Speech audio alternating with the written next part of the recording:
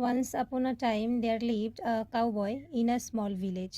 একদা এক সময় একটি ছোট্ট গ্রামে একটি রাখাল বাস করত। He used to tend his cows in the field. সে প্রতিদিন তার গরুগুলিকে নিয়ে মাঠে চড়াতে যেত। There was a forest nearby. কাছেই ছিল একটি বন। The boy was very wicked. বালকটি ছিল খুব দুষ্টু। One day the cowboy wished to make fun. একদিন সে ঠিক করলো যে সে একটু মজা করবে। So he shouted. তাই সে চিৎকার করে বলতে লাগলো, উলফ উলফ, হেল্প হেল্প, বাঘ বাঘ, বাঁচাও বাঁচাও। Some farmers were working in the field nearby.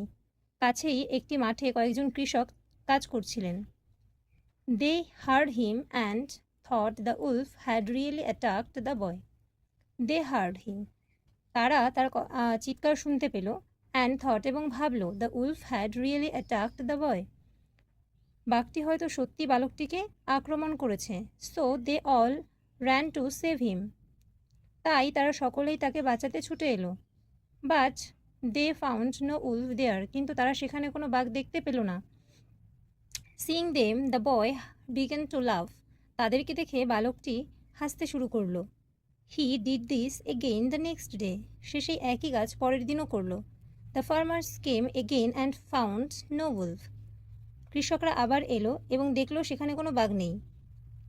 They became very angry with him. তারা সকলেই তার উপর খুব রেগে গেল। One day a wolf really came. একদিন বাঘ সত্যি এলো। Now the cowboy cried out. এখন ছেলেটি চিৎকার করতে লাগলো উলফ উলফ, ইন ফিয়ার, ভয়ে চিৎকার করতে লাগলো বাঘ বাঘ।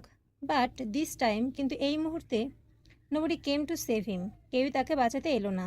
The Wolf first attacked the cows. বাঘ প্রথমে তার গরুগুলিকে আক্রমণ করলো। And at last killed the boy, এবং অবশেষে বালকটিকে মেরে ফেলল।